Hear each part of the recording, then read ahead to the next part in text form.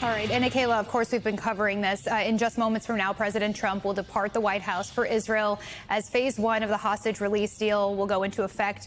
It could begin any moment. We're going to keep our viewers on top of that. But what are we learning about President Trump's trip? Well, as you said, the president will leave the White House just moments from now to head to Tel Aviv.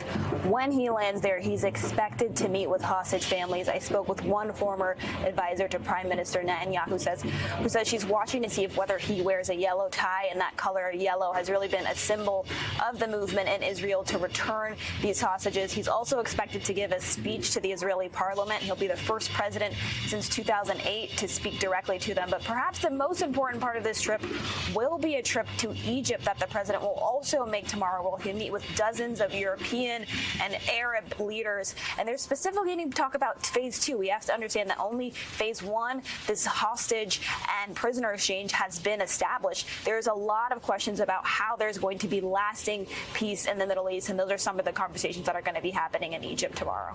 Very consequential conversations. Akayla Gardner, thank you for your reporting. And now to MSNBC's David Noriega on the ground in Tel Aviv ahead of the president's arrival. David? Ariel, the atmosphere here at Hostage Square in Tel Aviv has changed perceptibly in the last few hours, because in that time, the Israeli Prime Minister's office has said that basically the ground is ready for the transfer of these 20 living hostages from Gaza to Israel. And Hamas reportedly made similar assurances to the Arab negotiators in this deal that they had those hostages ready to transfer to the Israeli authorities.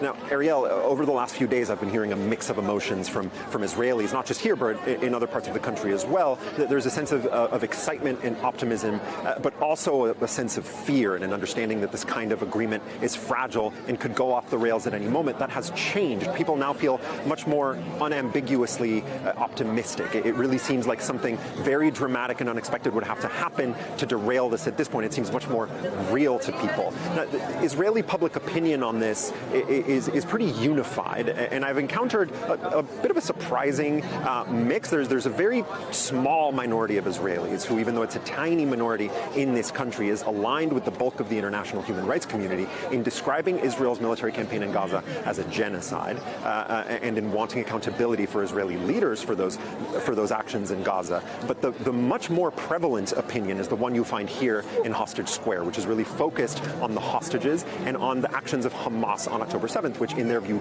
justifies that military campaign. Hamas's actions, of course, on that day have also been described by the bulk of the international human rights community as war crimes, namely the widespread killing and kidnapping of civilians, including small children. For many of the people here, when those 20 hostages are returned to Israel, the part of the story that they care about the most will essentially be over. This chapter will be over, and they will be able to begin a new chapter, one of healing, one of moving forward in some way. There are a number of Israelis, though, that I've spoken to who also believe that the war should not end here, that the war should not end until Hamas is eradicated, and until, in their words, they feel there can never be another October 7th. Now, of course, Ariel, there is a whole other side to this conflict, and the Palestinians I've spoken to, including members of Palestinian civil society, believe that the story very much does not end here, because no ceasefire can undo the extent of the devastation in Gaza, not just the deaths, but the destruction of homes, of farmland, of infrastructure, everything that makes a return to normal life in Gaza possible.